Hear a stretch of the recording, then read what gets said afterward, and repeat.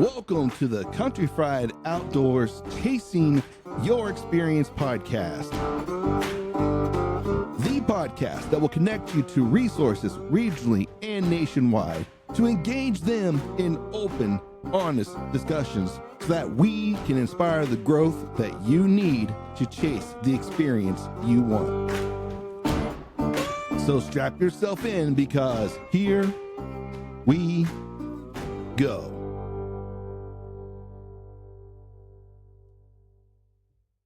Hello, everyone, and welcome to another episode of the Chasing Your Experience podcast. I'm your host, Sean Smith, and we have quite the episode in store for you today.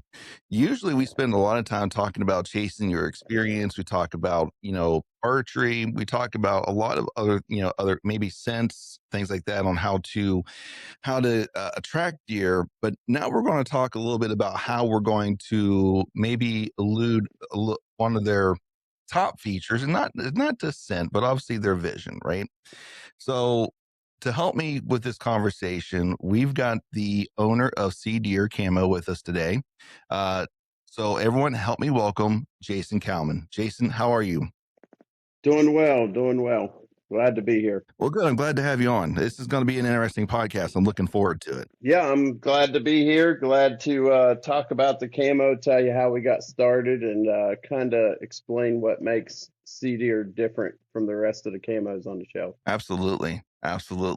So, Jason, you got quite the background, and I'm really, since this is like your first time being on the podcast, I'd kind of like for you to give us a little bit of introduction about yourself, about just your background, how you got into the outdoors, and then, of course, I think some of your professional life is going to bleed into how we came up with the with your camo pattern. So let's just kind of introduce all that, so we kind of build that foundation.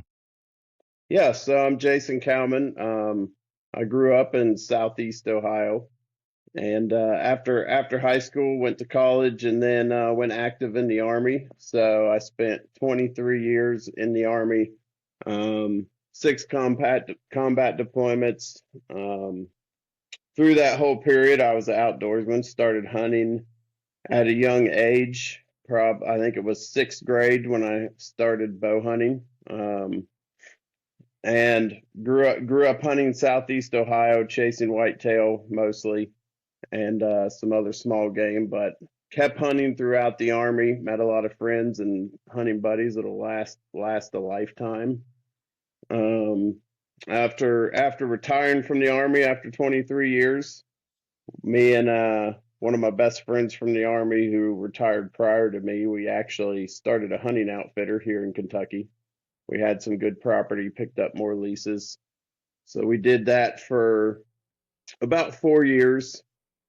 And we went to the World Deer Expo in Birmingham, Alabama, and we'll be back there again this July. If you are in Alabama, come see us at the Cedeer booth. But while at the show, we were discussing how the year was going for our hunts, when he was going to need to travel down to help cover when we needed more guides, and just kind of reflected on how the show went, and through everybody we've met in the industry, watching camo companies that have popped up, not made it, meeting owners of bigger camo companies, and seeing holes that were left in the market.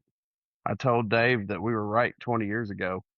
So rewind to 2004 when we were in the Army together.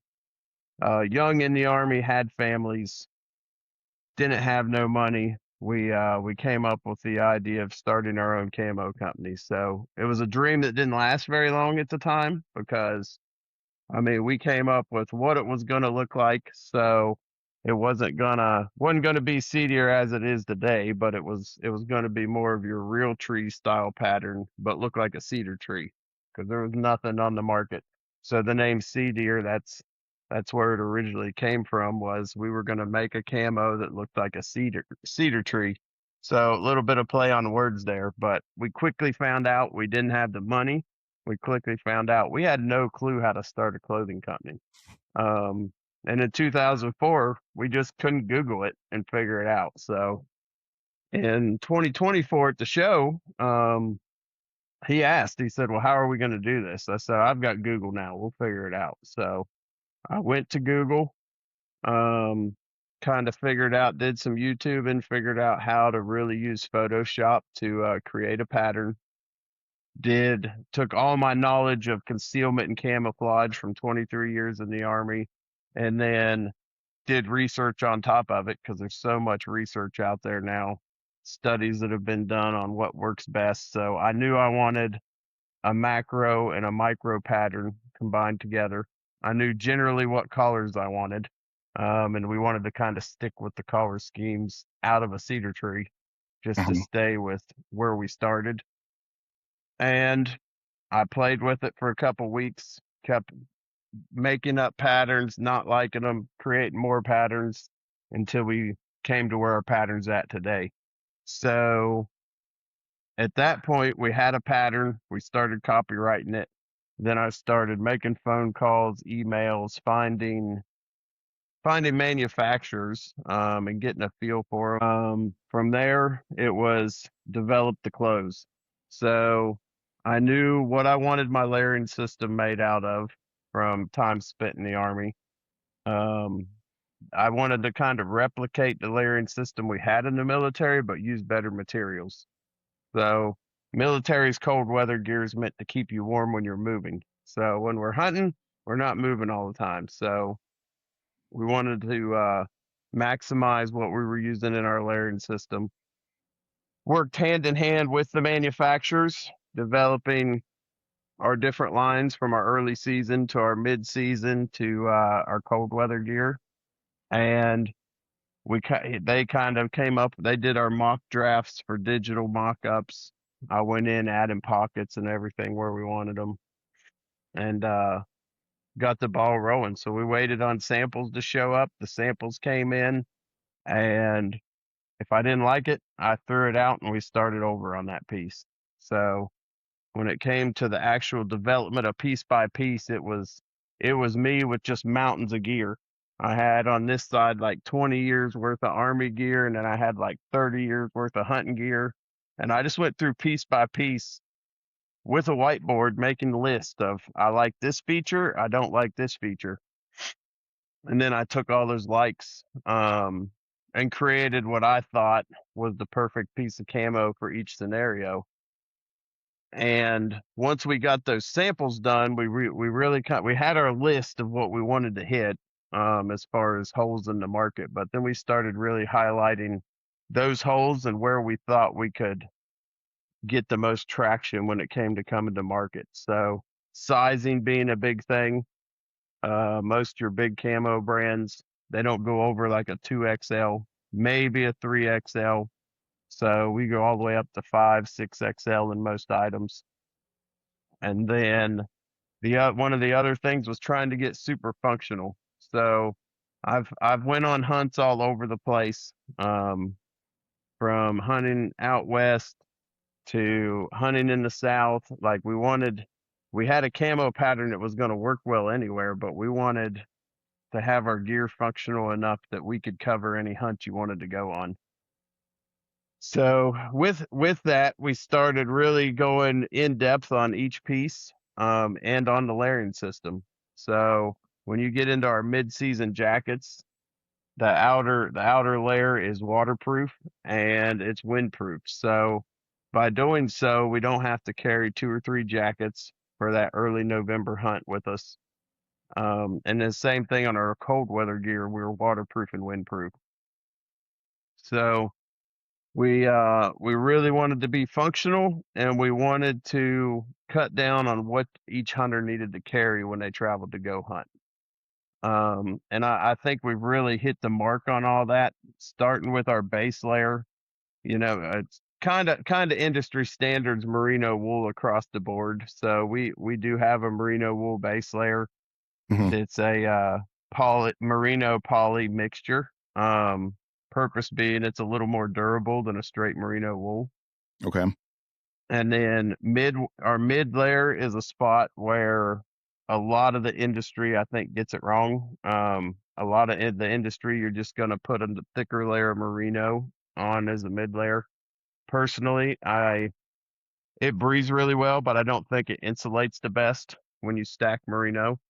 So Okay. our mid layer is actually a polar fleece material, which is like a synthetic wool because it's your normal fleece like Columbia hoodie you're gonna buy is woven really tight so it doesn't breathe. The polar fleece is actually woven looser, so there's more of a gap in the actual material, so it still breathes like a wool, but it's got the super warm insulation factor of the fleece. Okay. Um, and from there we just kept building and sampling and testing. Every sample I got, the first thing I tried to do was tear it up. If I could bust a zipper, then I called the manufacturer and told them we need better zippers. And then once I got it to where I wasn't tearing it up or the seam, like some seams, we had to have them double stitch seams just to make sure we're not going to rip those out. Hmm. But then I went to shooting a bow with it. So as an avid bow hunter, I wanted to ensure every piece from the lightest to the heaviest thing we got, you can comfortably shoot a bow in it. Um, and once we got everything really worked down to what we wanted, we started making bulk orders, started bringing it to market. That's not the end, obviously, because we're still evolving, still adding items, Hmm. but sizing's kind of been one of those things we've changed as we went because I'm not a clothing maker by trade. So using international sizing charts and every other custom sizing chart on the market, just it might be true to size, but it's not true to American size of what you buy at the store.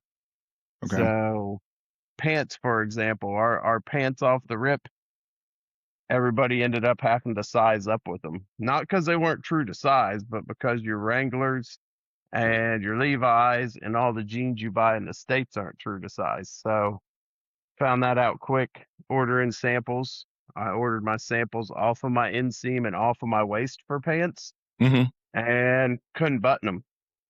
So No. I'm on Zoom like, hey, what's going on? These aren't the right size. And the manufacturer's like, get the tape measure out. So I measure it. Oh yeah, that's a 38-inch to a T. He's like, all right, measure your jeans you wear. So I measure them in my Wranglers that are a 38 are actually like a 41. So Hmm.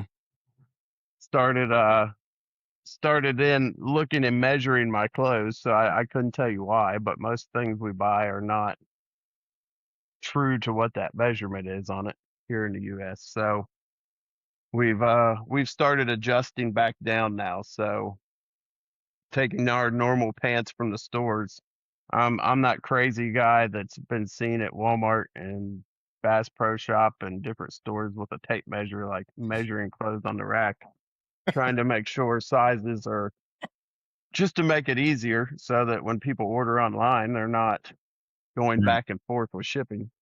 No, no, that makes sense. And I got a theory as to why we size things differently here is because our waistlines tend to be bigger than everyone else's. So we Yep. But we want still want to feel good about it. we want So you to feel good about yourself. Like, there's a big difference, from between 38 and 40. when you yeah. Well, I when you mean, we do coming out with sales last year. We've been hitting trade shows and expos hard in the months that we have them. Mhm. So you get some real looks there to start with before we've adjusted the pant sizes. Somebody says, "Well, I need a 42 waist pants." I'm like, all right, so we're gonna get you. You want it to fit, or do you want it to fit where you got to wear a belt? Because if you want it to fit, we're gonna get you a 44. If you want to wear a belt, we're gonna get you a 46. Oh, Mhm. I've never wore pants that big. It's like, well, I've got a tape measure. We can measure, but I'm just telling you, your jeans are not actually the size they say they are. Right. And they're like, oh, I'm not that fat. And I was like, here's the tape measure. Well, just measure it around there.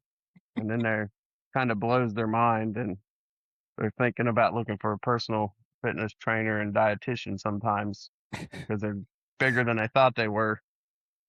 Look at Happened to you. me too. So Look at you making America fitter one trade show at a time. we're doing our part. But I mean, we do really well at the trade shows. People come in, they see the camo. Everybody that comes through a show, for the most part, is going to come check out the booth, and they want to see what the new camo is. So Mm-hmm. we don't talk about price up front. We kind of show them why the camo is good, why it's functional, and why it's going to help them and last. Explain our lifetime warranty. So we have a lifetime manufacturer warranty, which covers all zippers, all seams. If it fades, if it shrinks, like, that's all covered by the manufacturer.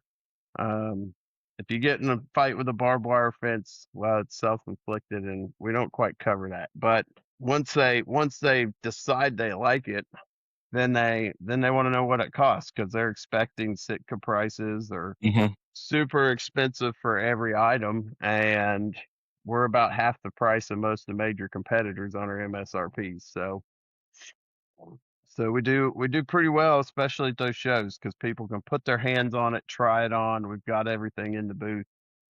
Online sales, where we have good months and bad months. When I go on your website and to kind of look through the gear and stuff, since we were coming on the podcast, and I've seen a few of your things on TikTok. I got on there and I was looking at the whitetail bundle, and I'm a big whitetail hunter. That's what I like to do. And like, well, so let's see what I would get when I get into this. And then I'm looking through all the products that come with it, like the huge line to take you from almost from early season clear through to late season as a whitetail hunter. And there's a lot of, like, there's base layers, there's different levels of pants, different levels of jackets, vests, and things. And I look at that and I'm like, all right, this has got to cost, like, I'm probably going to have about, I'm probably going to have about $2,000 wrapped up in this purchase if I buy this bundle, right, with everything that I see there. And then you look at the price and it's like half of that, like, we're legitimately half of that price. And so I give you guys kudos for the fact you're bringing functional gear to the market that's not going to break the bank of your true, like, blue collar average hunter. Like, that's fantastic. And I want to take a moment to talk about something that has transformed my approach to hunting. That's mock scrapes. I was introduced to the Scrape Doctor system 2 years ago in Columbus, Ohio, and let me tell you, it changed my game. If you're looking to dive into mock scrapes or just need a fresh perspective, I highly recommend checking out scrapedoctor.com.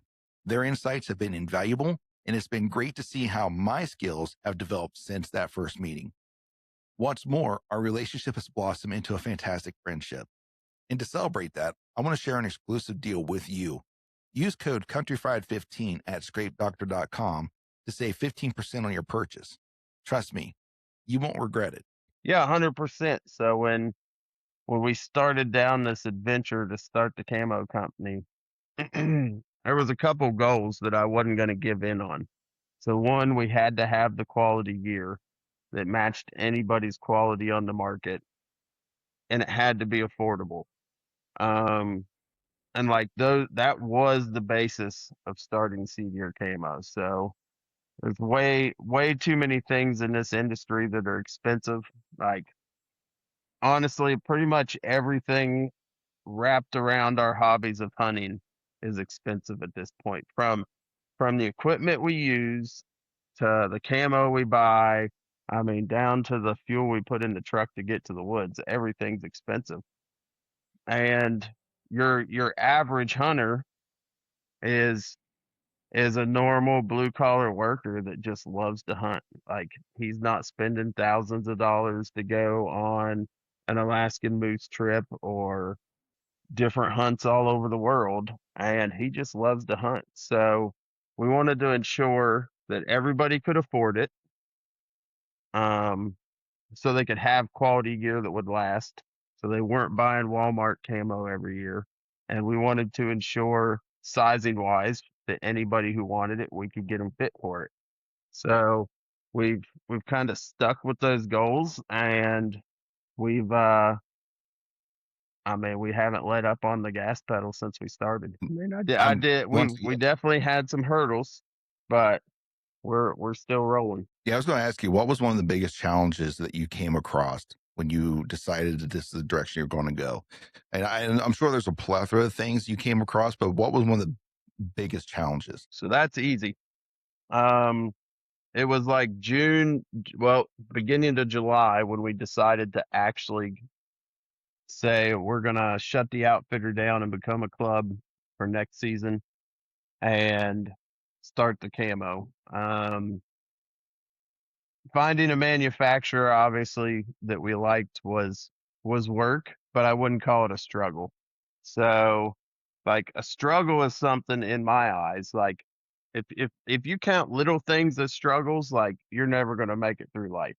Like what I've experienced in my adult life from being in the military for that long is like things that your average person would think is a struggle. That's just a regular day. So the biggest struggle though came in January of 2025. So we had got manufacturers, started testing products, had kicked our socials off, not selling yet, but beginning of 2025, my partner passed away. So with that was that wasn't like hit a speed bump or pushed the brake in the car. That was like somebody reached over and pulled the e-brake on everything. So I really had to one, make sure family was good and everything, but then I had to just step back for a couple weeks, deal with my personal side of it, the family, help the family, and then just figure out what the future of Cedeer was. But because him passing, other than just my best friend of 20 something years and hunting partner that I was doing this with passing away, it was also a big chunk where it came to the financing of the company because he owned another company also. So that just dropped it into my lap that everything was on me financially. The running of the company part, the building of camo and stuff, that wasn't hard. It was just whether I wanted to do this without my road dog and battle buddy.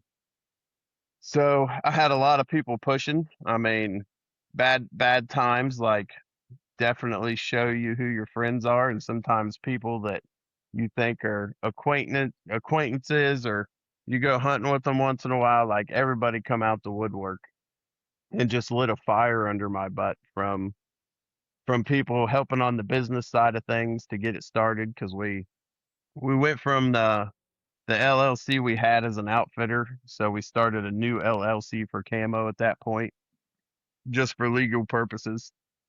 Um, but when it come to that, my partner in the past owning another business, like he took care of the legal side of the business, the stuff that wasn't seen.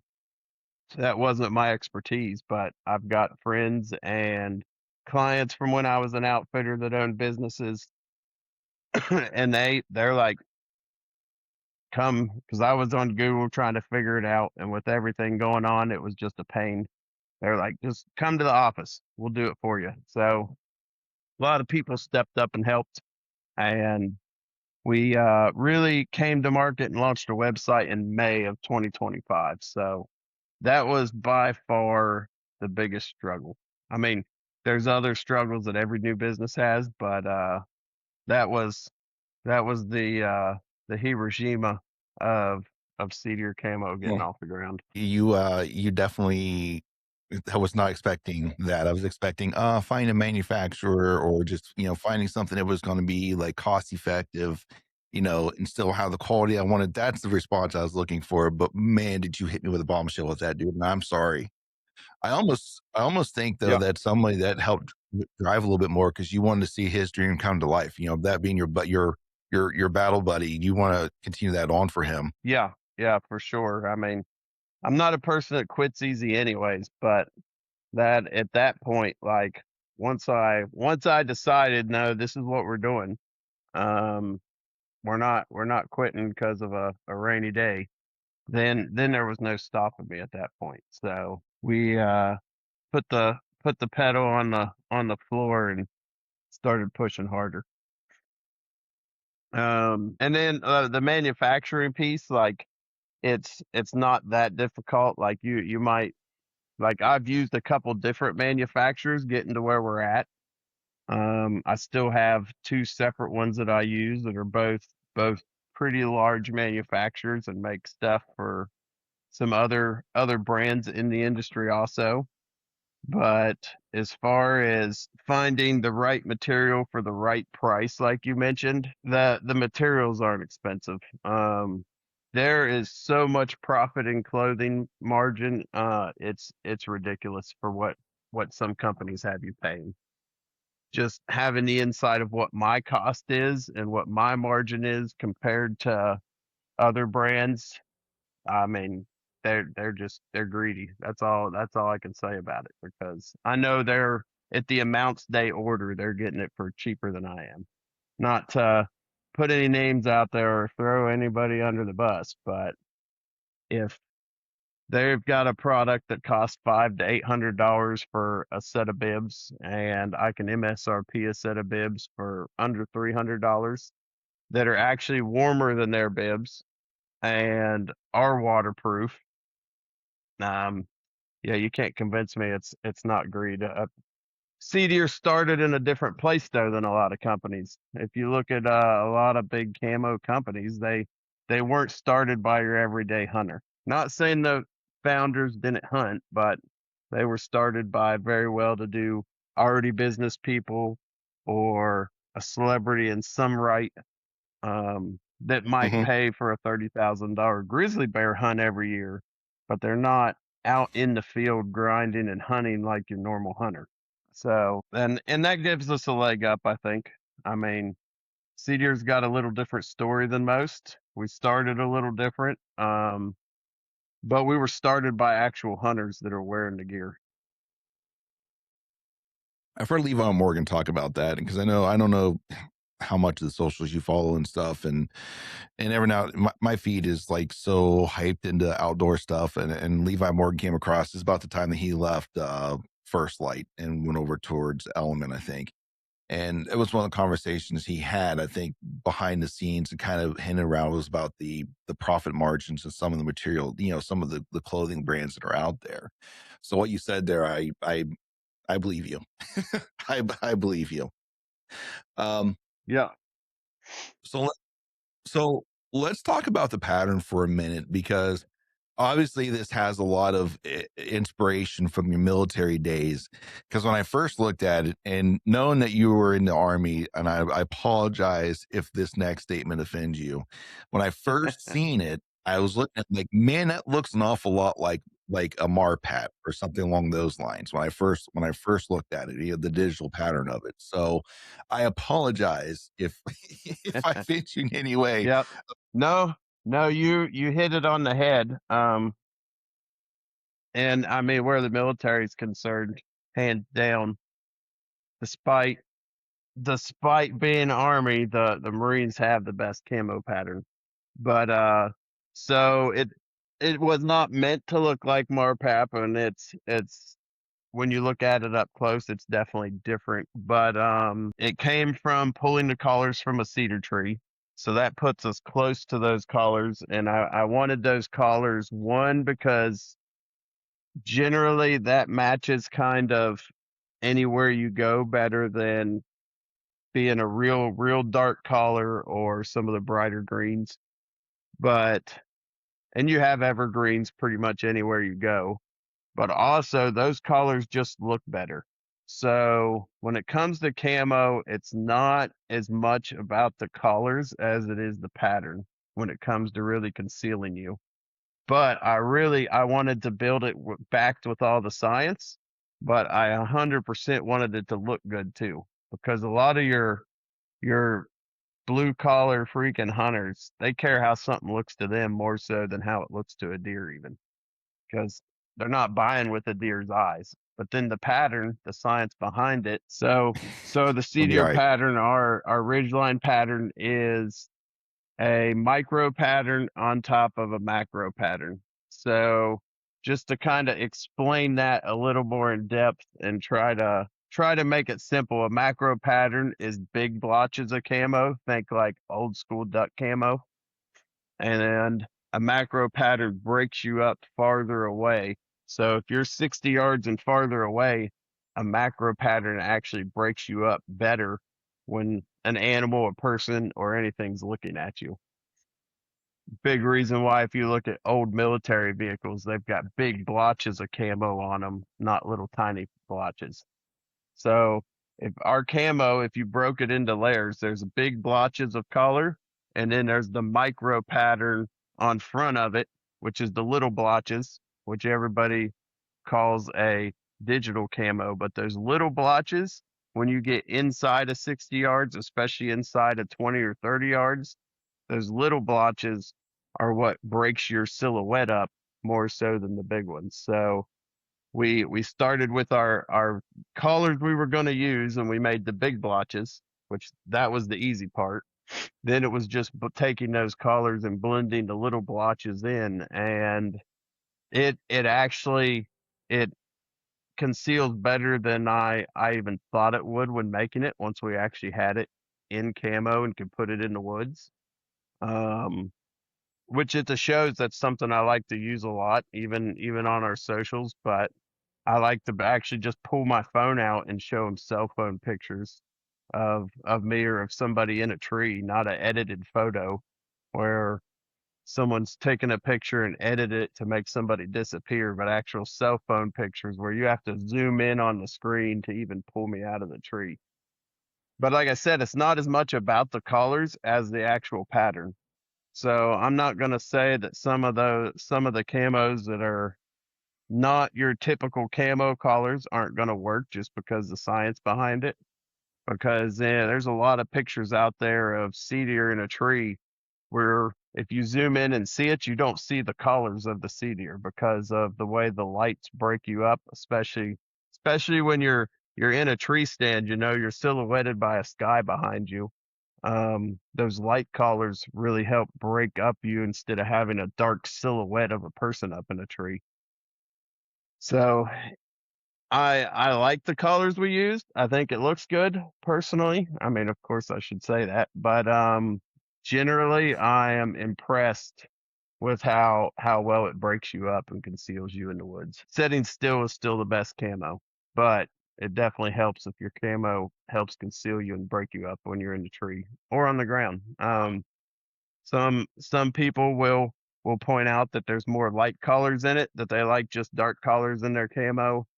I challenge you, whether you're early spring during turkey season in the woods, or whether it's in the fall and you're in the woods, just actually stop and think about it. Look around in the woods, and no matter what time of year it is, you're going to see a lot of light colored things more so than dark colored things. From the sky and everything else around, there's a lot of light colored stuff in the woods. So those lights in our camo pattern really break you up with your surroundings, and break up that silhouette that's created by some of the camos out there, especially over the past, that really silhouette you when you're up in a tree with a light sky behind you. Yeah, and I think that's the problem with a lot of the photorealistic camos, is that it creates a very large black blob at a distance because it doesn't create what you call the macro pattern, right? And it doesn't break you up like it should. And that's one of the things I kind of look at a lot of camo patterns when I get up in a tree, because that's where I spend most of my time hunting, is up in the tree. So deer are going to be looking up. If they're going to see me, they're going to be looking up. So how do you break up that silhouette of yourself? And it's those lighter splotches with the darker, and to break up that outline. And that's one of the key things I think you said back there, is like most camo patterns are sold because of what they look like to the hunter, not what they actually do for you in the field. Yep. And with that, if you ever wonder what your camo actually looks like to deer, there's a website called Camo Matrix out there. It's camomatrix.com, and the guy that created it, I don't think he gets enough credit. He's done a pretty awesome job reaching out to camo brands.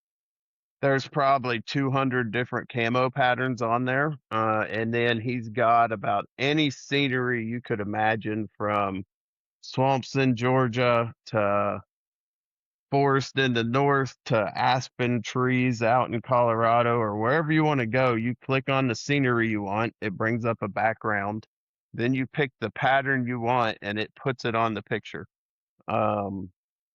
So and it puts it on the picture the way the way our human eyes work, so what it would look like to you sitting there. And then you can actually click over and it's got the way a deer's eye or most cervids eyes work. Um, and it'll show you, and you can compare different camos right there on the same background and see which one's breaking up better. But it's a pretty good, cool Yeah. tool if you've got a camo and you're going out west and you want to know what it's going to look like. It's definitely useful. Yeah, So I do we've that's one of the things I did. I got on YouTube to search your camo with that camo matrix because I've seen him before. I've seen his videos. I wanted to see if he had done anything with your guys' camo or not. Yep. Yeah, so he reached out to me on one of the social media platforms and asked to put it on there. So we were all about it. Yeah, We'll absolutely.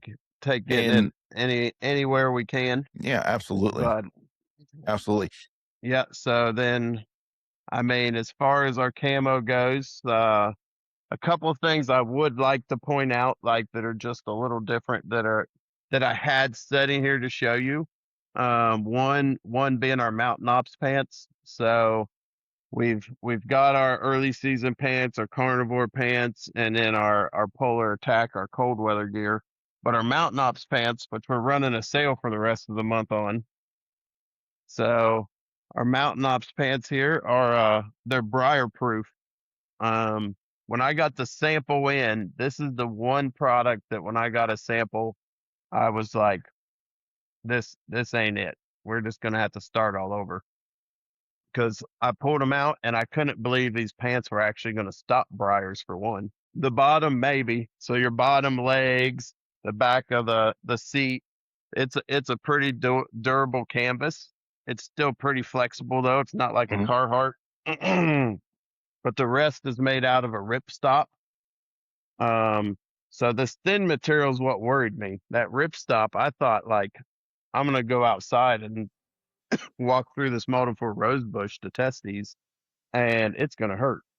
But I walked through, no bleeding, no scratching. So the ripstop, it's really stretchy. You might feel a thorn on that thinner part, but it'll never stab through and actually poke you. So on our website, on sale for the rest of the month. But our mountain ops pants have been a top seller, especially for early season hunting because there's so many things that's got a briar on it. Along with for your saddle hunters, your tree stand hunters, they're super flexible, so easy to climb in. And we do have them in the solid collar or in the camo and black, either one. But people have fallen in love with those. We probably sell more of those than any other pants. And hunting with solid color pants is kind of making a comeback too. You see more and more people doing it. So it's all I wear Mhm. if I'm scouting, doing yard work, climbing a tree to cut branches, going to shoot at tack or any of the 3D shoots we do because they're so breathable and lightweight. That's kind of my everyday pants if I'm out doing something now. Before we dive too far, like I was out doing I was helping one of the property owners I hunt with mark some property lines. He's got some stuff going on, and we were going through the thickest, nastiest multiflora rows you could think of.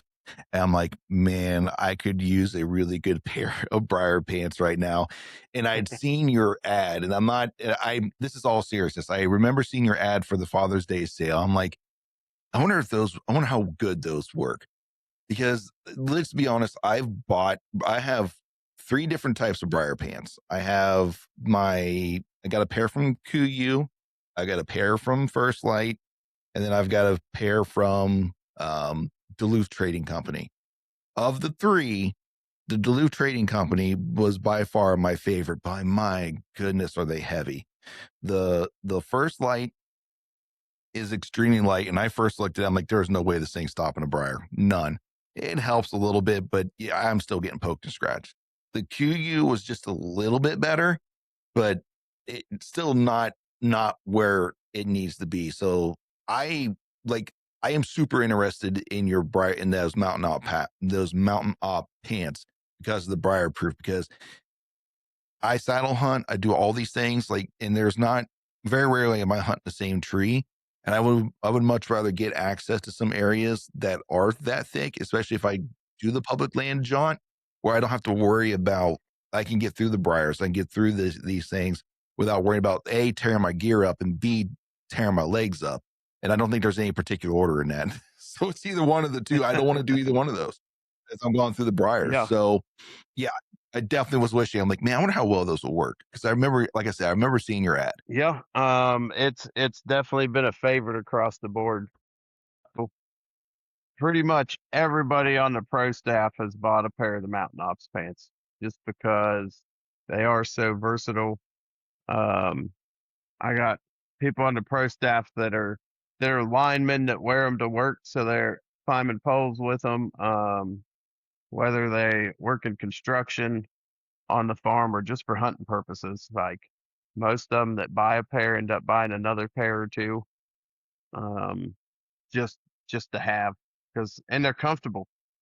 Above all else, they're comfortable to wear around. I mean, that's what my wife wears doing yard work.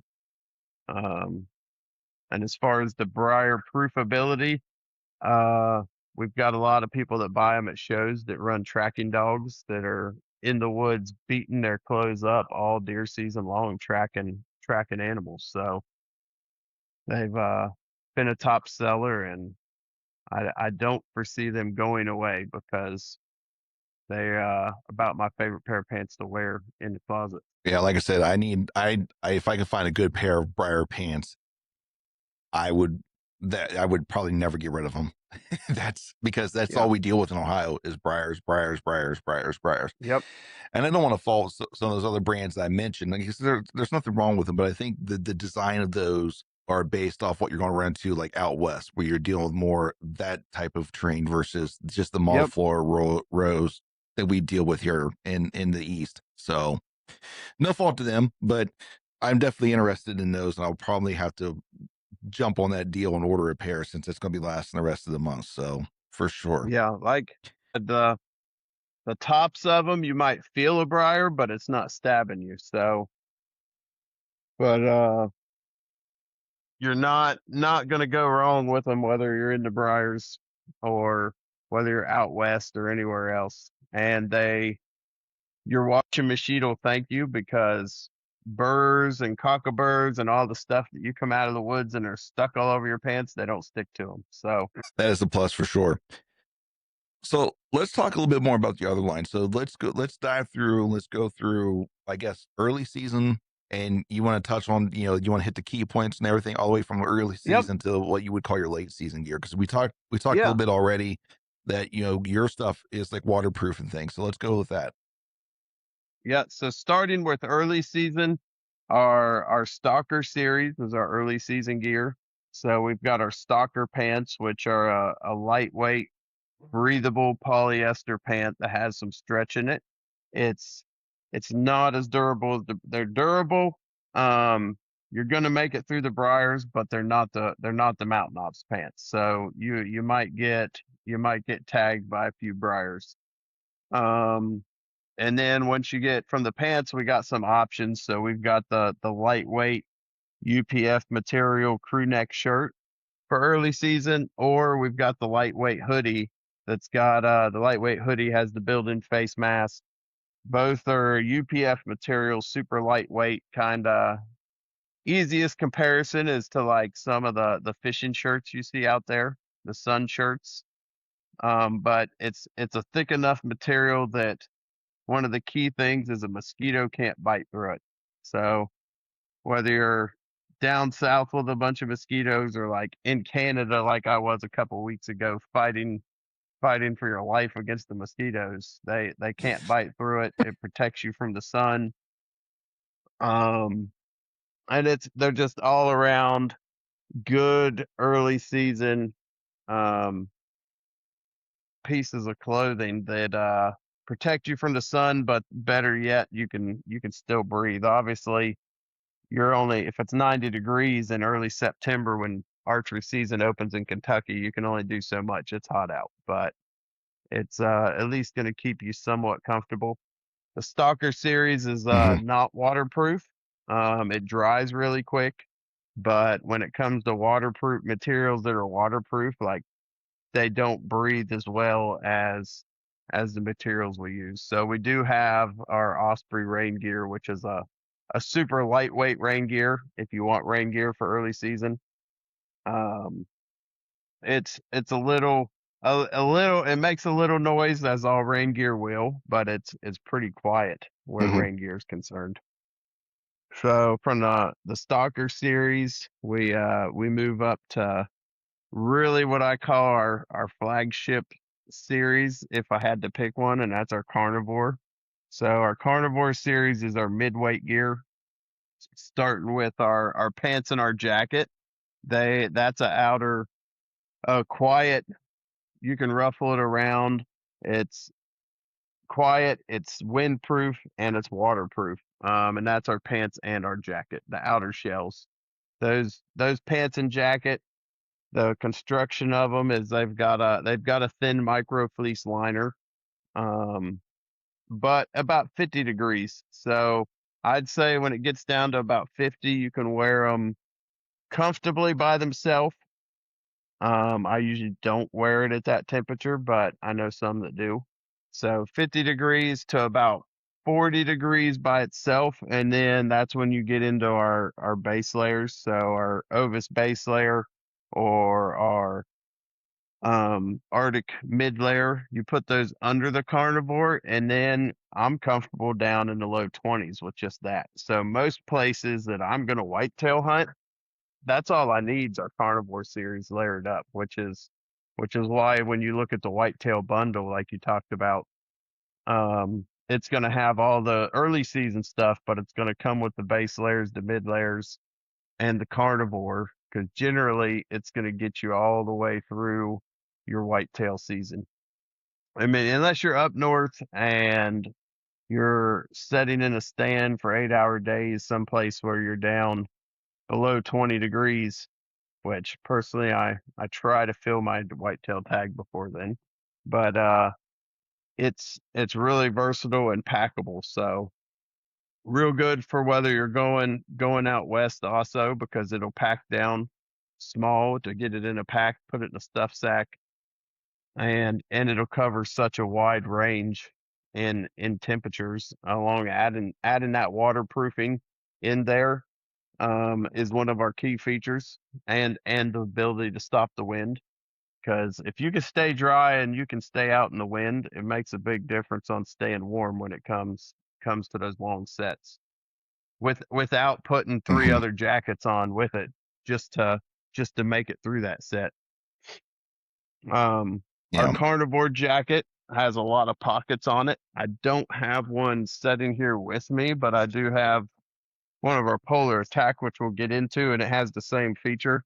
So being a saddle hunter, and an archery hunter, I don't like gloves. And then wearing a saddle when it starts getting colder, I can't get my hands in those pockets down there.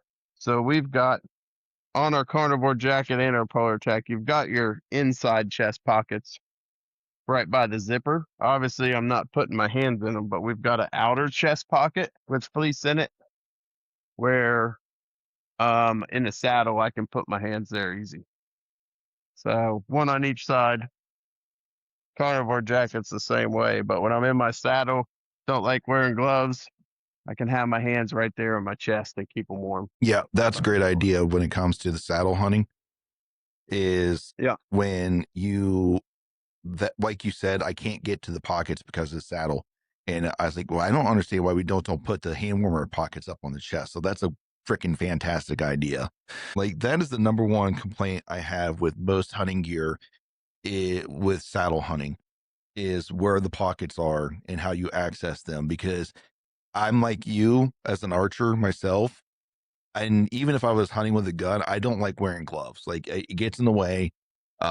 You lose dexterity. Now, obviously, there's gonna be moments where you have to because it's just so freaking cold. But generally, I'm going to go with hand warmers or just keep my hands in the pockets or a combination of both of those. And like I said earlier, I just didn't understand why we didn't start putting the hand warmer pockets kind of up top of the chest where you can access those and keep your hands warm without, getting in the way of the bridge of your saddle. And I've even seen some, I'm not going to name names, but I've even seen some companies who have released like an actual, like, oh, this is our saddle line. And I'm looking at the pockets. I'm like, I still can't get to your pockets. Like it doesn't do me any good. I don't know what we accomplished with that and why you were saying that saddle based. So, Yeah.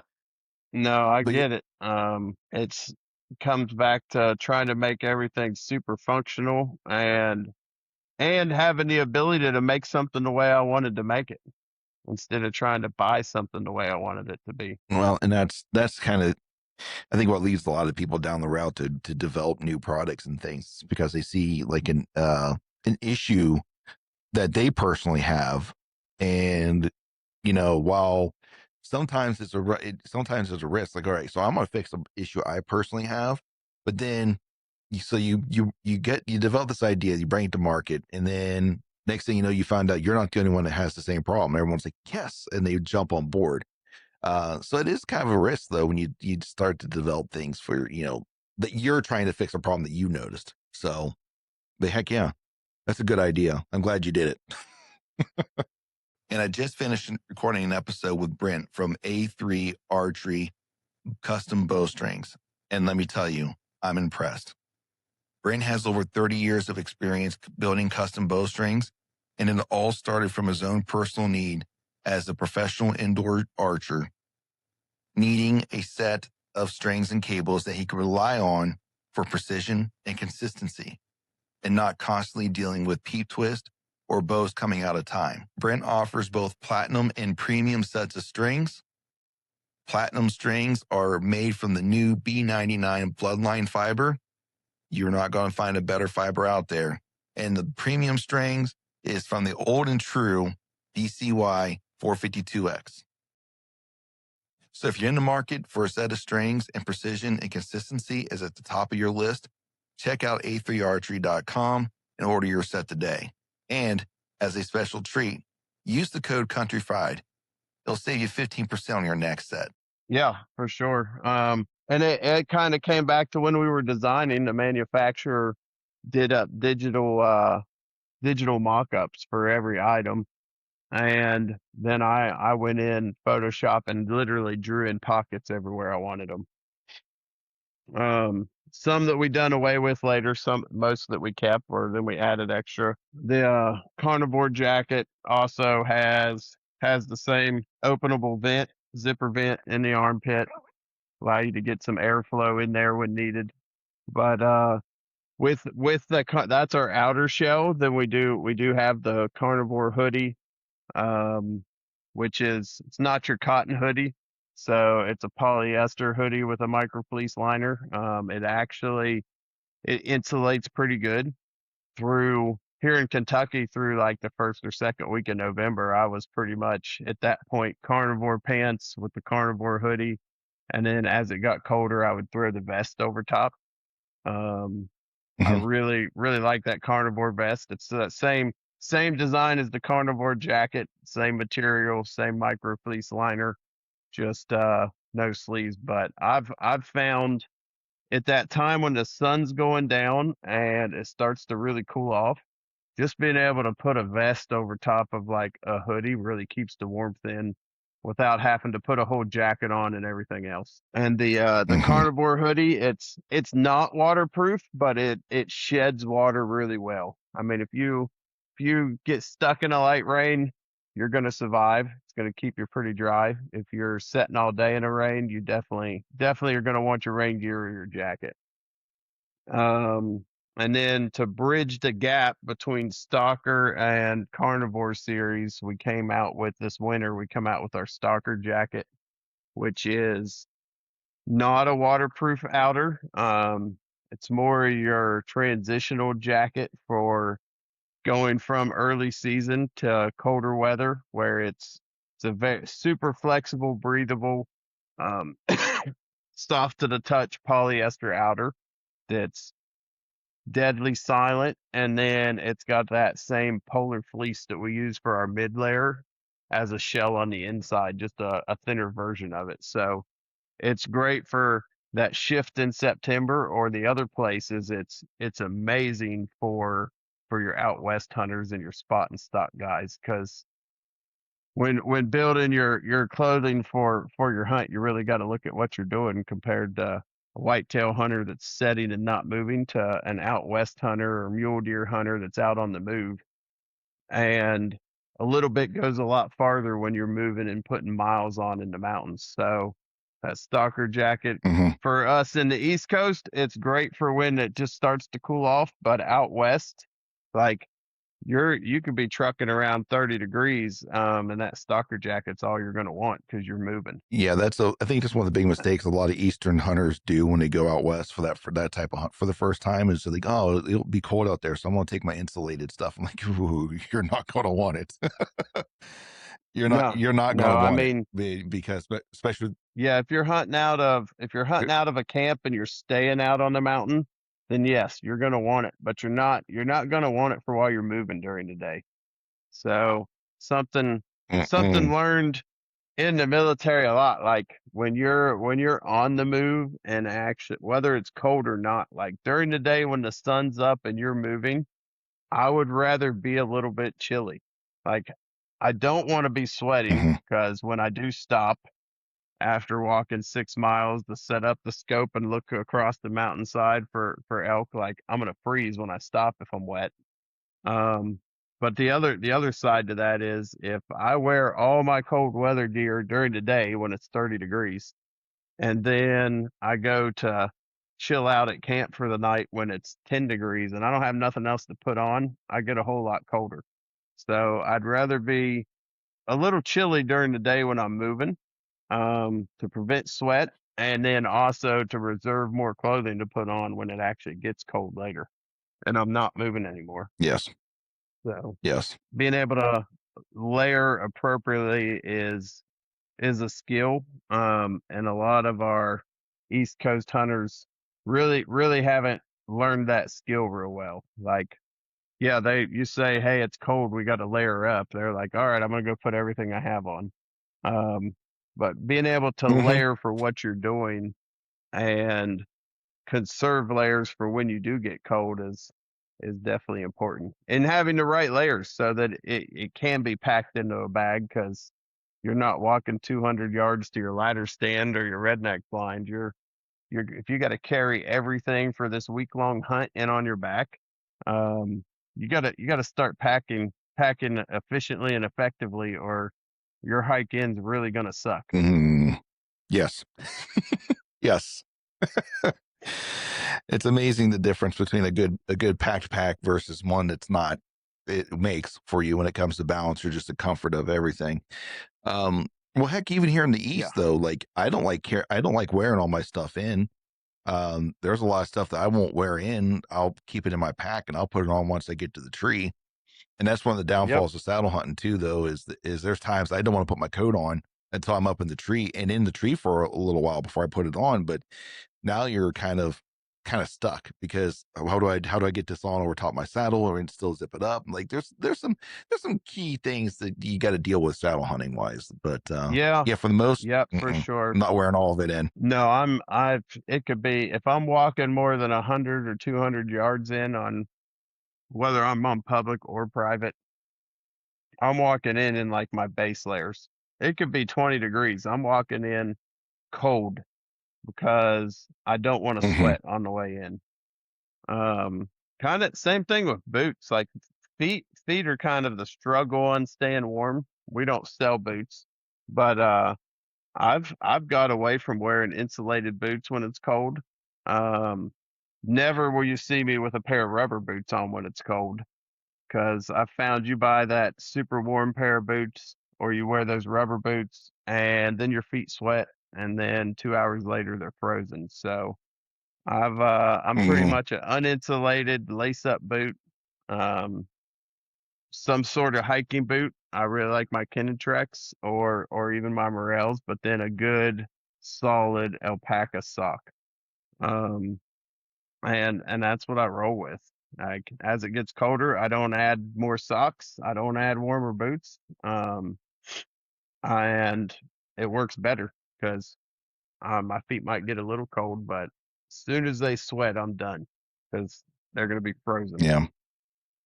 I mean, if it's a longer walk in during cold weather season, I'll actually get to the tree, sit down, take my boots off, put a dry pair of socks on, and then climb the tree.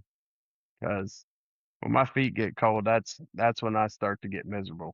The rest of me, I'm pretty good, but I don't like my feet getting cold. My Alpaca socks hands are worth and my the feet. money. If either one, Yep, yep. it's my And hands and my my feet. hands, If any one of those two get cold, I'm done. yeah.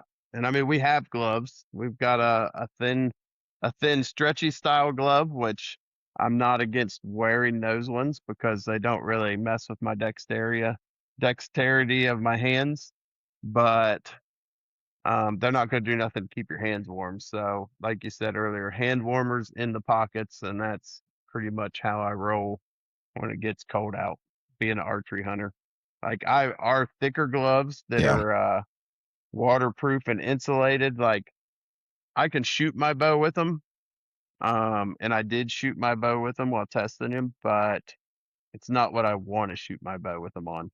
So I like to be able to feel my release and not just go off a muscle memory of where it's supposed to be at. So I don't wear gloves when it gets cold when I'm hunting. I might wear one on my hand for holding the bow, but my release hand, I don't ever put a glove on it. Between not being able to feel the release and then not being able to push the buttons on my camera to hit record well. So Mm-hmm. it's Mm-hmm. that's why I wear our pockets where your hands go have fleece inside of them. So little extra warmth to keep your hands warm. But Absolutely. after the carnivore, we got the one more level, which is our polar attack, um, which was something that originally I didn't think we'd bring out in the first year, but then the one manufacturer put it on the table, and they make the cold weather gear for multiple big name companies. So we sat down and I said, well, this is what we want. So we're gonna do a bib, and we're gonna stay in the waterproofing, and we're gonna stay windproof, but we're gonna make it warmer than anything else on the market. Um, which was asking a lot. So we're on our Zoom meeting, and the material was easy. We already knew what we wanted there, and then we went with obviously our jackets all got the waterproof zippers, but so inside is Sherpa, so soft, warm, cozy. But then between the waterproofed outer and the Sherpa, there's a layer of woven thinsulate. So that layer of thinsulate was kind of the icing on the cake. So being that the manufacturer made multiple brands of cold weather gear, I Mm-hmm. was easily to say like I want to be warmer than theirs. If you want to make this for me, it's got to be warmer than theirs. So I want enough thinsulate in the middle that it pushes our CFMs up in that 1500 range. And this has been one of our, even though it's the most expensive thing on our site, like our jacket and our bibs together is like the price of one piece of most of those other companies. Um, but they have sold like hotcakes. Like I never thought when we went to a show in Georgia would we sell these, and we sell the crap out of them in Georgia or anywhere we go. So I personally tested it. The first one in Northeast Iowa at like negative 13 degrees for about 6 hours with the wind blowing. I had this with our base layer under it only. And then we had the coldest that I know it was hunted in was in Greenland. We had a gentleman out of PA that went to Greenland this spring, and it was negative like 26 wind chill. And he sat all day when he killed his muskox. So it's been put through the test, and it'll keep you warm. It's not the you can shoot a bow in it. It's not the lightweight pack real small, because by its nature it's made for the up north whitetail set all day hunter. Like it's not real heavy in weight, but you're not packing it up real small. So Yeah. Super quiet though.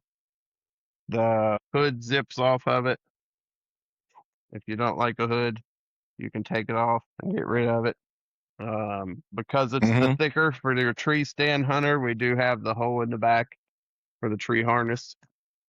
Just because Okay. the carnivore jacket, the shell for it, it's easy to wear it over a harness. It's not a big deal.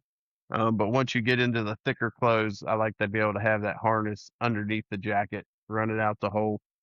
But been a great seller. The bibs are the same setup, made the same way.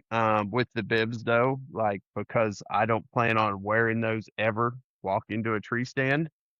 The zippers on the legs come up almost to your hip, so you can get your foot through it with the boot on. And if my 16 size 16 boot fits in them, not very many people are going to have a problem slipping it over a boot.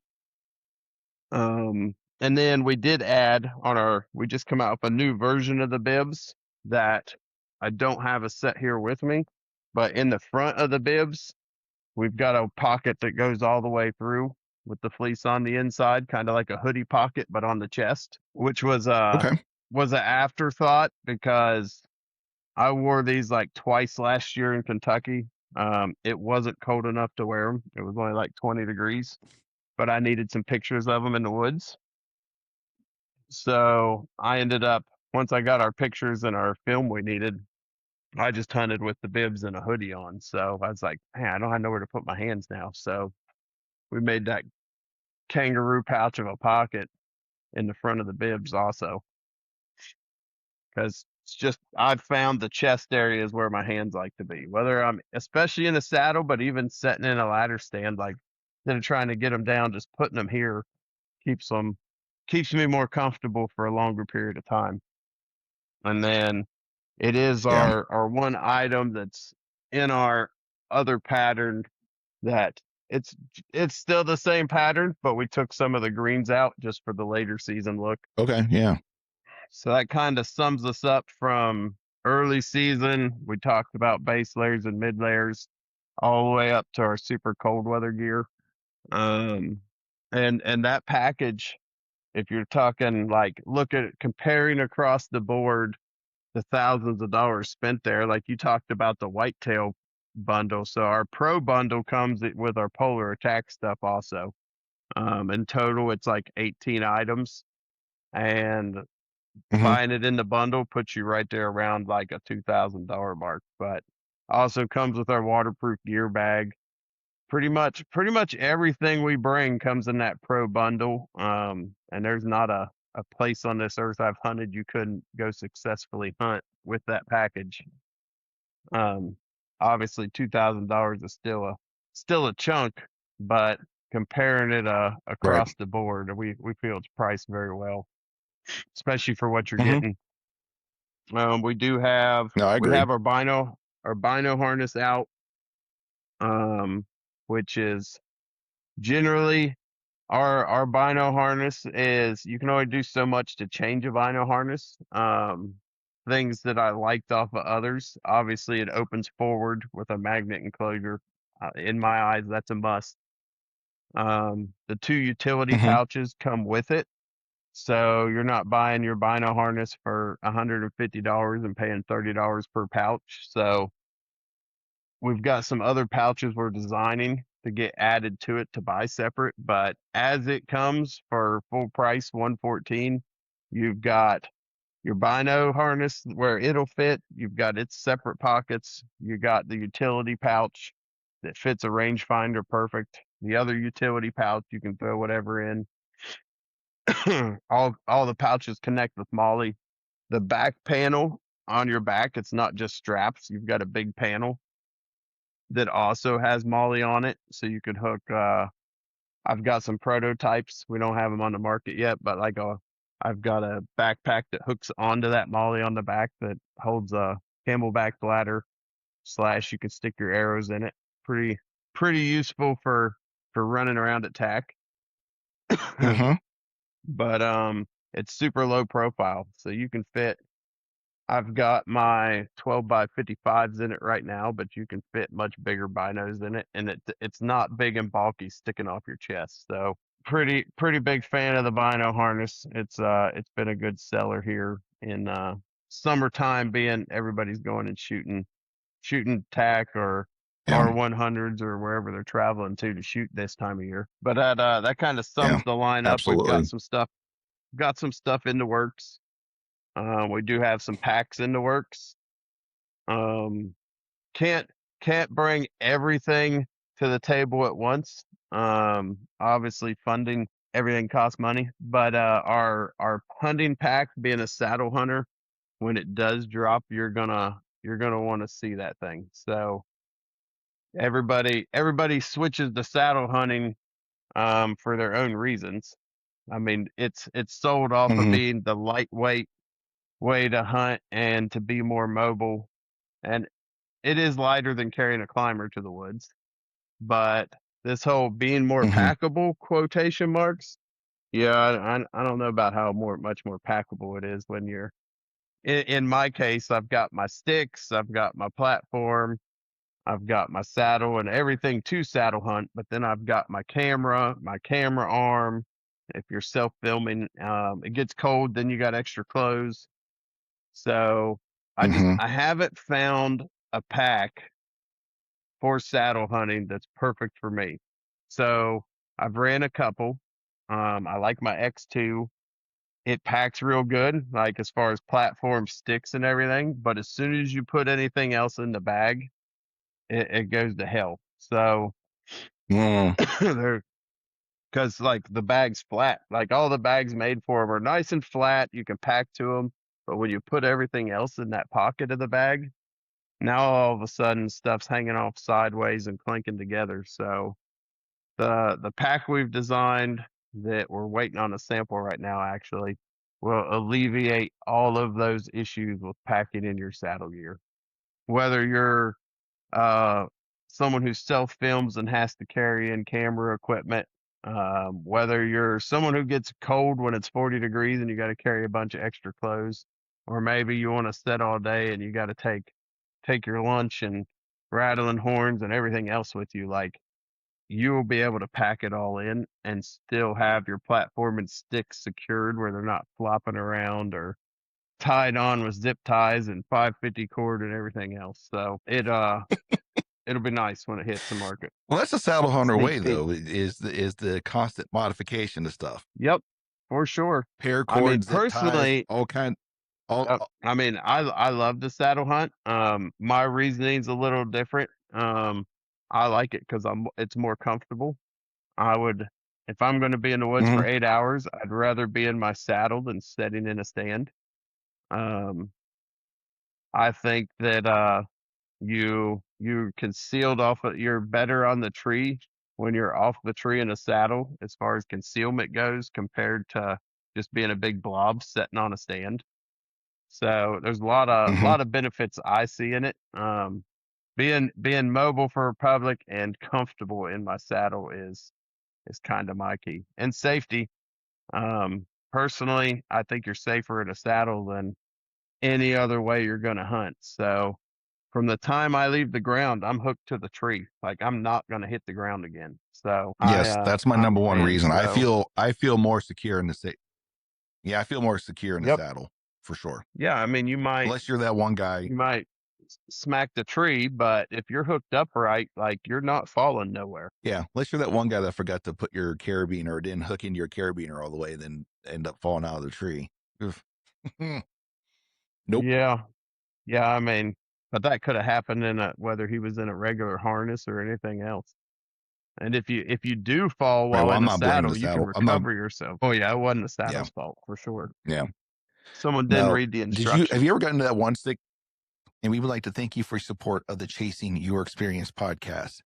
If you'd like to continue to support the podcast, then please check out our online store at bonfire.com. There, you can purchase exclusive Chasing Your Experience podcast t-shirts and hoodies for all members of your family. Check out the link down in the description to find the store. And now, back to the pod. didn't follow So the instructions. Have you gotten into so uh One sticking. Have you tried that yet? So I have one sticked. Um, I like the rappelling out of the tree, but one sticking's just it's not my favorite way to get up the tree. Um, I can do it. It's not the difficult part of it. It's just I'm not as fast one sticking.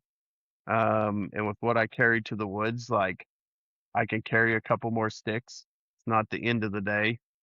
And if I was Mm-hmm. like a foot shorter instead of being 6'4", if I was like 5'5", one sticking would be great. But like at 6'4", put my stick, climb my stick, unhook.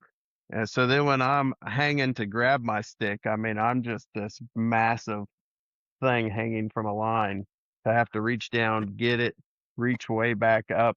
It's just not the best practice for me to get up the tree. I mean, it's great for a lot of people. Um, I've got multiple types of sticks. I uh I usually I'll run 4 with aiders, but usually I'll carry 5 sticks if I'm on public just to make sure if I got to go around limbs and whatnot, I can get as high as I want to. On our leases Mm-hmm. and on my farm, generally I know where I'm going to hunt at. So if I'm going out and just climbing a random tree, it's usually for scouting purposes. Um, I actually do a lot of presets. So I'll have like a 20-foot stick ladder in a tree and I just climb it and stick my platform on the tree just for ease of getting in and less less noise and everything climbing. And I also have one of the Panther platforms. I don't know if you've seen those. It's basically like a climber, but it's a saddle platform. So it's made a lot smaller than your normal climber, and you can climb up with it Mm-hmm. you don't have a top piece, you're using your tether, and then you can rappel down, or you could climb back down, but I rappel down.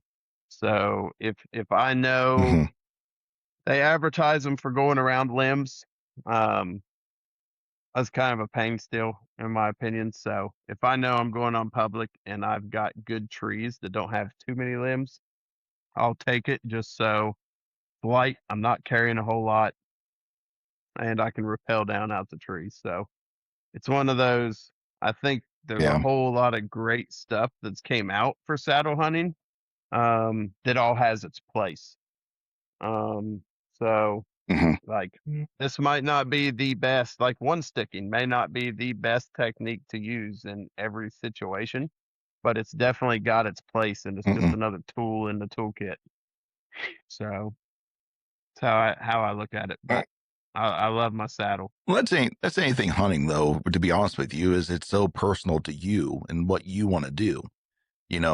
It's hard for me to get on the soapbox to say saddle hunting's the best style of hunting ever. It's the best for me. You found to be one of the Hmm. better options for you, but it doesn't mean that someone doesn't can't or doesn't find hang on stands to be the best thing ever, right? And I gotta be honest with you, there's times that I'm happy that I have a ladder stand set up somewhere just for the ease of that. I don't have to climb that tree. I just gotta climb the ladder and sit down and just enjoy the day, right? Um, Yeah. and there's give and takes to everything. It's just whatever you want to experience. For me personally, like I love saddle hunting. And like I said earlier, I feel more secure in that than I do in a hang on stand with a harness on. I know I have a harness on. I know I'm not going anywhere, but I guess it's that you feel that tension all the time from the tether when you're in a saddle that I think just makes me feel a little bit more secure versus just kind of that dangling tether that I don't feel. And I just feel like if I step the wrong way, I'm just gonna go wee and fall versus the Yeah. saddle where I don't know. I just feel more comfortable for Yeah, me and personally. For if me, you fall, if you 100%. fall, you're not going nowhere. You're hooked right Mm-mm. there. I mean, you might drop Yeah. 2 inches and you can regain yourself, get back on the platform. You fall with a regular harness, you're dangling there, hoping you can get back up there. You're gonna dangle. But I mean, and I've got Yeah. ladder stands out on the farm. And that some of those spots are good spots and I'll hunt them. If I'm hunting by myself, I don't usually sit in the ladder stand. I'll actually climb up it and throw a stick on the tree and then get on my saddle above it. But Okay. yeah, they all definitely have their place. So I'm I'm not as much of a you got to do it this way as just get out there and hunt. Find a way you like to do it, and that's from the type of stand you're using to Hmm. whether freaking you use a bow, a gun, or a crossbow. If you're doing it legal, get out there and do it. Like it's not Oh up to God, me to don't tell say you how that. you got to do it. Oh, don't say that. There's gonna be 1,000 people on coming on like, crossbows this or trad bows that or guns this. Why don't you hunt like a real man? I am Oh yeah, so sick. no. I understand. I understand people are passionate about these things, but I am so sick and tired of hearing if you're an able-bodied man, you should be using a real bow. I'm like, I hunt with a compound bow. Okay, I love it. I have no problem with people who want to hunt with a crossbow. It is what it is, right? It's not for me. I'm not going to do it. I mean, unless I absolutely have to do it. I've had one before. I've owned a crossbow. I've shot a crossbow in the past, and I just still gravitated coming back to the compound bow. You just, Yep. I think we have bigger problems. I think we have bigger problems to deal with than trying to alienate people that use a different implement that's legal. And do you listen to Josh Jones and them at all? Have you ever, you know Yes. how I'm talking about, Yep. that podium archer guy? Yep. And I And I will he say made like go ahead. he made a really good point on the Hunter podcast. I listen to them on occasion. I don't agree 100% what they always talk about, but I was listening to them, and he brought up a good point. He's like, the problem is that it's not the fact of the crossbows; it's the fact that we are starting to alienate them, and we're making fun of them. Like, what do you think happened to the trad archers? He's like, look at what happened. Compound bows come in, and all of a sudden they're talking bad about compound bows. What happened to the trad bow? They're almost non-existent when it comes to hunting, right? Then now crossbows come in. They're the most efficient weapon platform, honestly, for the archery season. If we want to throw them in there, right? And I'll be the first to tell you they're the most efficient weapon system to use in archery. So why would you not choose that? It is a superior weapon compared to a compound bow in efficiency, right? But then you get the compound guys now who are doing what the trad bows guys used to do and make fun of the compounds. I mean, the crossbow shooters. Who do you think is going to come to your rescue? Because they account for the majority of harvest these days. Like in Ohio, over 60% of our deer that were killed with two implements: crossbow and straight wall cartridge. Those are the two most technologically advanced weapon systems available to use in Ohio. Right? They're the most efficient. You want to know where shotgun and compound bow landed together at about 13% of our deer harvest was with those two weapons. Yeah, So which is what do you think is going to happen? crazy. What do you think is going to happen? Yeah, what do you think is going to happen when you go to them because all of a sudden your seasons are something's going on and you're starting to fall away? Do you think they're going to have your back because you spent how much of your time making fun of them for it? No, you've alienated them. Why? For what reason? So, anyways, that's my soapbox moment for a minute. Oh yeah. So, No, I mean I feel we've got enough people outside the hunting world that want to get rid of hunters. I mean, we got states trying to pass laws to make it completely illegal to hunt now. But Oregon. I just think, yep, yep, that's the one, which blows my mind. That's a completely different discussion. But if if we're beating up on each other, I don't care whether it's about what weapon you're using, um, how big the deer is you're shooting, because that's one that really irks me on social media. Um, we need to stop Mm-hmm. beating up on each other and just. I'm not saying you got to go support everybody using a crossbow if you don't like crossbows, but stop beating up on them. Like if the law says you can use it and they're doing it legal, I could care less. Like if the Mm-hmm. law says you can hunt over a pile of corn, have at it. If it says you can use a crossbow and that's what you want to do, go do it. I've got a crossbow. I hunted with it for a couple seasons and I bought it because I had shoulder surgery. And it was just a way to get in the woods and hunt still during archery season. As soon as I could pull my bow back again, I went back to compound. And that wasn't because the crossbow didn't work, because it definitely worked. It was just it wasn't exciting for me. Same reason I choose not to rifle hunt mostly. Like shooting an animal with a gun does not get the adrenaline pumping like doing it with a compound bow. And the crossbow, mind you, it's not a gun, but it's kind of the same feeling to me when you're just sitting there. You don't have to draw the bow back or anything. So that's why I like my Right. compound bow. It still gets the adrenaline going. But I'm not going to hate on somebody that's using one if they're doing it legal. I would tell them, hey, if you can, you might actually like shooting a compound bow. It just takes a little more practice, but Mhm. they can do it. Now, if it's a friend of mine at deer camp, like yeah, I might have some choice words for him, but other than that, like Yeah, they're gonna get that's poked different fun at. though. But yeah, it's Well, just that's it's different all though. about how you enjoy doing it, and everybody that's going out to the woods has got a different skill level and a different thought in their mind about hunting. Like they just want to, maybe they just want to be in the woods and they just want to fill that tag, and they don't have the time to become proficient with a bow, and or just aren't going to take the time, so they take the easier road with the crossbow because it's easier. There's no doubt about it.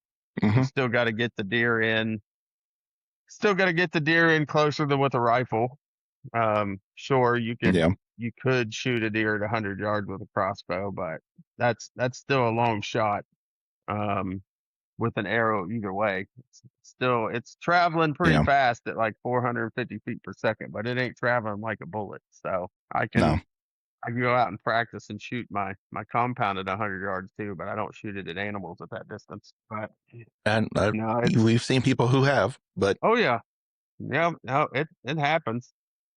I mean, I've got a friend who killed his elk at 96 yards 2 years ago with a compound bow, but conditions got to be perfect. Like, not a shot I intend on taking, especially on a whitetail. yeah, Usually, there's so usually I much that's don't got to have go right. over a 40-yard shot. Yeah, a lot can happen in the amount of time it takes for that arrow to get from the bow to that animal at 100 yards. Now I'll practice out to But 130 plus yards in the yep, backyard, but I have no intent of taking that shot on an animal um ever with a bow. There's just too much that can happen. fun to shoot at the longer Hmm. distances. It's fun to go to tack and shoot the long distances. But really, why I encourage people to shoot the longer distances is because it doesn't even have to be 100. But if you practice regularly over 60 yards, your typical whitetail shot is going to be inside of 30. Um, some Hmm. people inside of 20. I usually try to set up for 30-yard shots, just the distance I like. But when you shoot over 60 yards consistently and then you go to 30 yards, you can like do it with your eyes closed. It's like shooting fish in a Hmm. barrel because shooting Yep. shooting at distance It's not tells about on the you. shot. Nope, you can get away with stuff at 20 yards. You can not have great form and everything else. But 100 yards, it's going to tell on you real quick. Real quick. When you're Real being an quick. inch off, it's a lot different at 100 yards than at 20. Yes. Yeah. And I think that's the magic behind shooting long distance, like you said. Like, it's the way to perfect, your form, your setup, your tune, all that, right, to come into one cohesive thing.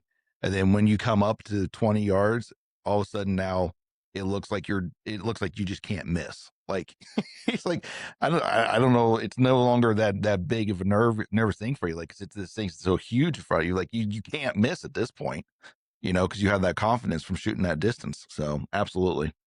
I love distance shooting by far. Well, Jason, I think we've covered a lot, man, and I appreciate you jumping on the podcast and stuff. And I'm excited for the camo brand. Like, I got to get back on the website, start digging through some of those, and honestly, I might want to try it. I definitely am excited for those mountain op pants. I think I'm gonna get on there and get a pair and try those out here while marching around this off season, as I'm going around, setting up mock scrapes and doing my preseason stuff that needs to get done, and put them through their paces, man. Um, Before we close this out, is there any other final thoughts you got for everybody before we shut this down? Yeah. So, hopefully you've enjoyed the podcast, but first and foremost, like if you've got social medias, go give us a follow on all our social medias, because whenever we run a sale, we push it out on the social medias. Um, Share a post if you like them, and website is www.huntcedeercamo.com. We if you're a creator, we do have a healthy pro staff, so there's an application for that on our website. And if you're a veteran or first responder, whether that's police officer, EMT, or anything, we do offer a 25% discount. And there's also application for that to get your discount code on our website under programs. So we try to give back to everyone that has given us the ability to get out and do what we do. Um, and until you see me again, just get out there. It's hunting season's coming up soon, so get out there, get your scouting in, get your prep work in. Uh, don't wait until August to do it. So if you're an archery hunter, don't wait till August to get your bow out and dust it off. Go check your strings and get shooting now. But until next time, that's all I got. Just get out there and hunt. Before I give my closing comments, that when you said that don't wait till August, like, or September, you know the guys who are going to pull their bows out the day before season starts, right? And then there's always a meme that goes around this time of year where there's like a Glendale target and then there's arrows everywhere except for on the target. It's like, Yep. close enough, we're good, let's go. There's always those guys out there and everyone's like, oh, those are crossbow hunters. Like, no. There's a lot of compound guys that do the same thing. Oh yeah. Or they'll pull it out, next thing you know, your string's dry rotted, and now you're good luck at that point, because you're going to be about 2 or 3 weeks before they even get a string in for you. And Yeah. that's luckily that's by luck. If you're gonna be an archery shooter, you kind of got to make it a hobby year round to be proficient with it. Hmm. Which is it's why with Yeah. the nonprofits I work with, we really push getting veterans into archery hunting to create that hobby, to give them something to do year round. But yeah, don't wait till August or September, because your bow shop's not going to have time for you. Yeah. And just there's a lot of people that I talk to that's like, well, I just don't have time to shoot all the time. I'm like, it's not about shooting all the time. Like, it's just, if you could just go out there and do 5 good shots when you can, you'll be surprised at how much better you'll be just collectively over time, versus thinking you need to go out there and shoot 30, 40 arrows a day. You don't. Like, just go out there and make 5 good shots and focus on that. And you'll be surprised how good you actually become. So it's not about spending all day shooting the bow. It's devote 15, 20 minutes of your day and go shoot 5 good arrows. And I promise you'll see amazing results. But Jason, Yeah. with that being said, man, first and foremost, I want to thank you for your service to our country. Not everyone gets the honor to do that for the men and women who live in this country, and sometimes we take that for granted, that we don't see what goes on behind the scenes, and we've forgotten exactly what it takes to be free, and the sacrifices that not only that our servicemen and women have to make sure that we remain free and enjoy the things that we do. And I also appreciate your continued support to those men and women who are out there serving their communities, serving their country, whether through veterans or as first responders. I appreciate that continued support. I wish you all the luck and honestly, like, I am impressed about how much you have come, how far you've come in just a year of being in market, and the amount of products that you have available already in just a year. That's impressive. Um, that's a big risk to take, not knowing if it's going to fly or not. It's a big risk to take, but as we all know, you don't become successful without taking a risk, and you cannot be afraid to fail. And I appreciate your drive to do that. Ladies and gentlemen, I also appreciate you guys taking the last hour and a half or so to sit and listen to Jason and I talk about camo, clothing, and Cedeer as a brand in general. I hope you guys have found this to be informative. And I really do know that your time is very valuable, and I do not take it lightly that you took that time to sit and listen to us talk. Please go check out Cedeer Camo at the website and all Jason's socials. Go check him out there. Make sure you follow them so you catch up on all the latest and greatest, and also some of the great sales they're having. And if you're looking for a good pair of pants to get you through as an off-season scouting, get you through those briars here in the nasty East, jump on there and get you a pair of those Mountain Off pants while they're on sale for the end of the month. But, ladies and gentlemen, until our experiences cross paths again, may you guys have the courage to fail, but yet the humility to learn. And as always, we hope you stay safe out there, and God bless you.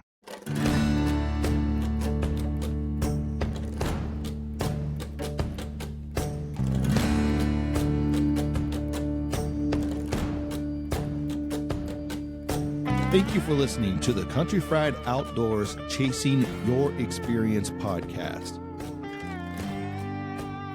Before you go, don't forget to leave us a review and follow the show on the podcast platform of your choice.